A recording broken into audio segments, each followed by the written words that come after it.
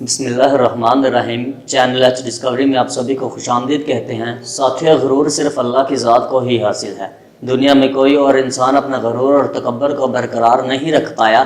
اللہ نے دنیا میں بڑوں بڑوں کو طاقت، دولت، شہرت، صحت اور اقتدار دے کر بھی آزمایا ہے۔ اللہ نے خطہ ارض پر کئی افراد کو اتنی طاقت اور اقتدار عطا کیا کہ وہ مستی میں خدائی کا دعویٰ کر بیٹھا، لیکن قدرت غرور اور تکبر کرنے والوں سے ایسا انتقام لیتی ہے کہ انہیں قیامت تک نشان عبرت بنا دیتی ہے۔ جیسے فرعون کی لاش قیامت تک آنے والی بنی نوح انسان کے لیے عبرت کا مقام ہے کہ کہاں ہے وہ شانی، شاہ و شوکت، وہ محلات جہاں ہزاروں غلام قطار اندر قطار کھڑے ہوتے تھے، کہاں گیا وہ رعب و دبدبا اور حکم؟ اللہ نے سب کچھ نیست و نابود کر دیا۔ دوستو، اسی حوالے سے ہم آج بات کریں گے ہالی ووڈ کے اداکار ریگارڈ بٹلر کی کہ انہوں نے ایسا کیا کہا کہ اللہ نے اسے بھی نشان عبرت بنا دیا۔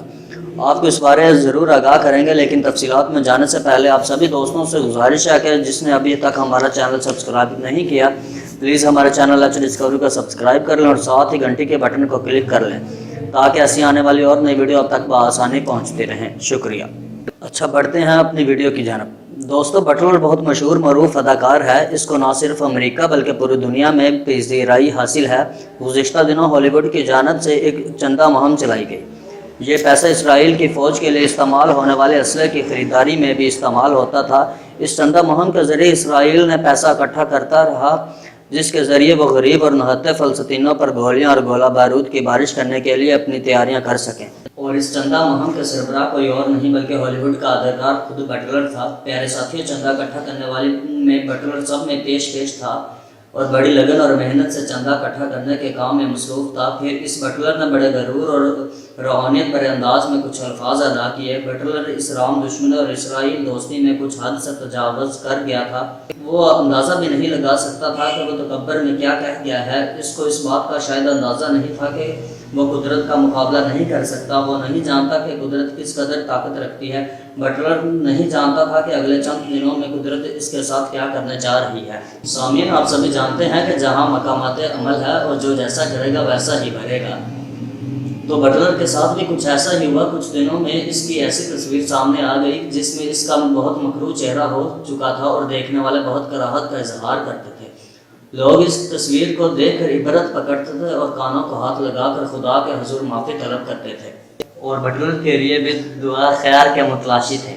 اس کے چہرے سے ایسا خوف آیا کہ جس سے اس کے درد اور غرور کو مٹی میں ملتا دیکھا جا سکتا تھا۔ خواتین و حضرات، واضح رہے کہ بٹلر نے اسرائیل اور اسرائیلی فوج کے لیے جو چندہ اکٹھا کیا وہ ملینز میں تھا۔ ایک محتاط اندازے کے مطابق بٹلر نے $130 ملین اکٹھے کر کے اسرائیلی فوج کے حوالے کیے۔ یہ کام بٹلر نے اپنے تعلقات اور میڈیا کمپین کے ذریعے کیا، کیونکہ بٹلر ہالی ووڈ کے چند بااثر ترین شخصیات میں بھی شمار ہوتا ہے اور اس کے مداحوں کی تعداد دوسرے مرد اداکاروں کی نسبت بہت زیادہ ہے۔ پیارے دوستوں، آپ کو جان کر یہ حیرت محسوس ہوگی کہ ان کے پاس پیسہ اور شہرت کہاں سے آتی ہے۔ یہ شہرت انہیں ہم لوگ دیتے ہیں، ان کی فلمیں دیکھتے ہیں، دوسروں کو بتاتے ہیں کہ یہ میرا پسندیدہ اداکار ہے، فلاں میرا پسندیدہ اداکار ہے، اس کی فلمیں تم بھی دیکھو۔ ان کو طاقت ہم دیتے ہیں، ان جیسوں کو مضبوط اور مشہور ہم لوگ بناتے ہیں۔ یعنی ہم سے پیسہ کما کر اسلام سے ہی دشمنی مول لے لیتے ہیں اور اسلام کے خلاف کھل کر سامنے آ جاتے ہیں، اسلامی تعلیمات پر کیچڑ اچھالتے ہیں اور اللہ تعالیٰ کے قانون اور اللہ تعالیٰ کے قانون کی خلاف ورزی اور اللہ تعالیٰ کی قدرت کے خلاف نت نئے چیلنجز سامنے آتے ہیں۔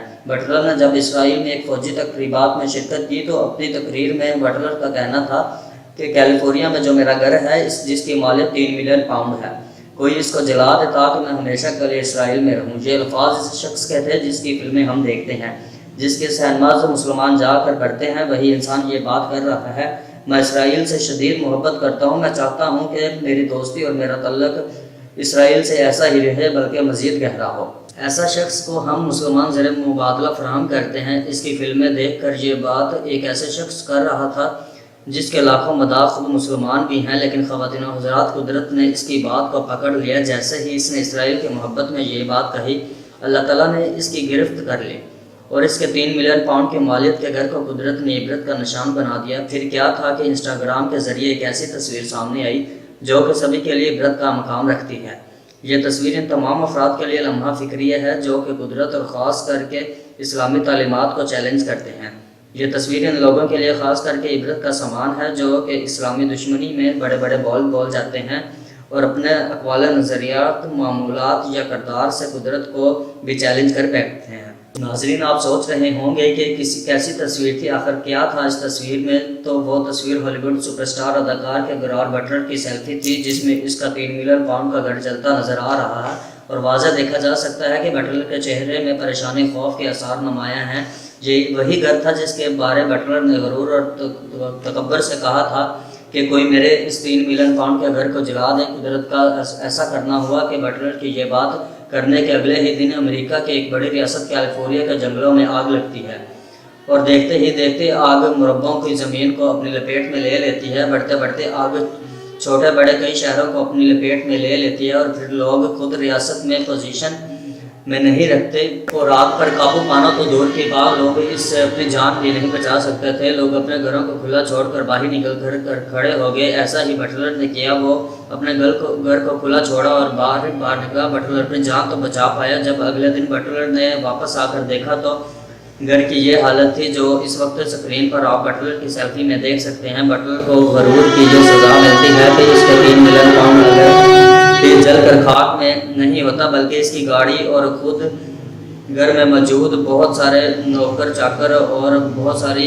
فائلیں بھی جل کر خاک سر ہو جاتی ہیں۔ بٹلر مختلف سیلفیاں لیتا ہے، اور یہ سیلفیاں بہت اندوک انداز اور پیغام کے ساتھ پوسٹ کرتا ہے کہ چندہ دے کیلیفورنیا کے فائر ڈپارٹمنٹ کو، جس نے آگ سے لڑنے میں بہت ہمت دکھائی، اور کیلیفورنیا کے جنگلوں میں لگی قدرتی آگ نے ثابت کر دیا کہ قدرت سے کوئی نہیں لڑ سکتا، اور قدرت نے اس آگ کو بہت عذاب کے ساتھ ہم پر اس صورت میں نازل کیا۔ ناظرین، پوچھا جائے کہ یہ بات اس وقت یاد نہیں آئی کہ جب بٹلر صاحب آپ اسرائیل فوج کے لیے چندہ اکٹھا کر رہے تھے، اور کیا یہ آپ نہیں جانتے تھے کہ وہ چندہ خریدنے کے لیے اسلحہ غریب فلسطینیوں کے خلاف ہونے والے پروپیگنڈا اور بے خود ساختہ جنگ میں استعمال ہونا تھا؟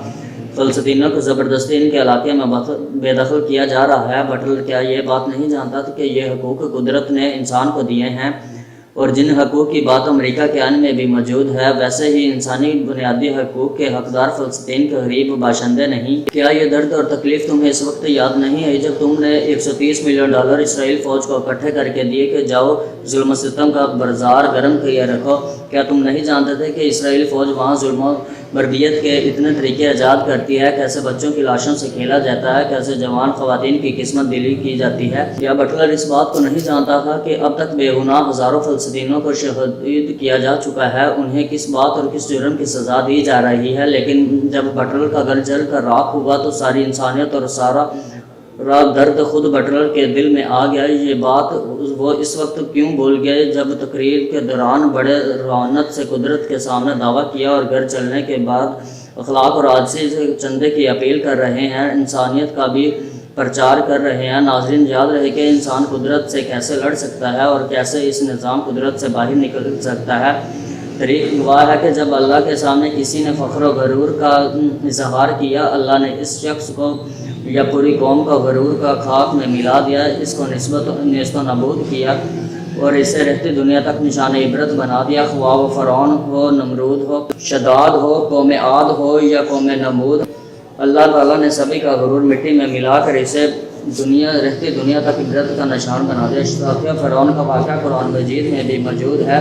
خدائی کا دعویٰ کرنے والے فرعون نے حضرت موسیٰ اور آپ کی قوم بنی اسرائیل پر بہت ظلم و ستم ڈھائے۔ دراصل فرعون اس وقت کے بادشاہوں کا لقب تھا، جو بھی بادشاہ بنتا اس کو فرعون کہا جاتا۔ بنی اسرائیل پر ظلم و ستم کرنے والے حکمران کا نام رامسیس دوئم تھا۔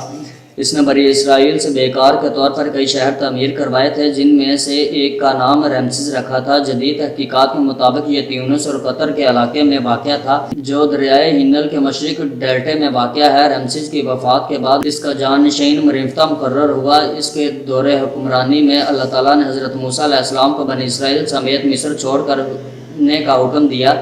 چنانچہ جب حضرت موسیٰ علیہ السلام بنی اسرائیل کو ہمراہ دریائے نیل پار کر رہے تھے، یہ بھی اپنے لشکر سمیت ان کا پیچھا کرتے ہوئے دریائے نیل میں آ اترا۔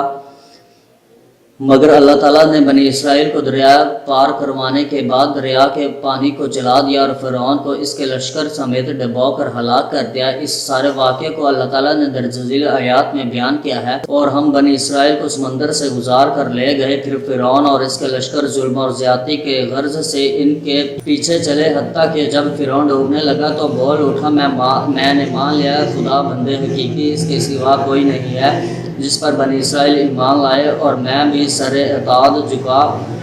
अताद झुका देने वालों में से हूँ। जवाब दिया गया, अब ईमान लाता है, हालांकि इससे पहले तक तो तू नाफरमानी करता रहा और फसाद बर्पा करने वालों में से था। अब तो हम सिर्फ तेरी लाश को बचाएंगे ताकि तू बाद की नस्लों के लिए निशान इबरत बने।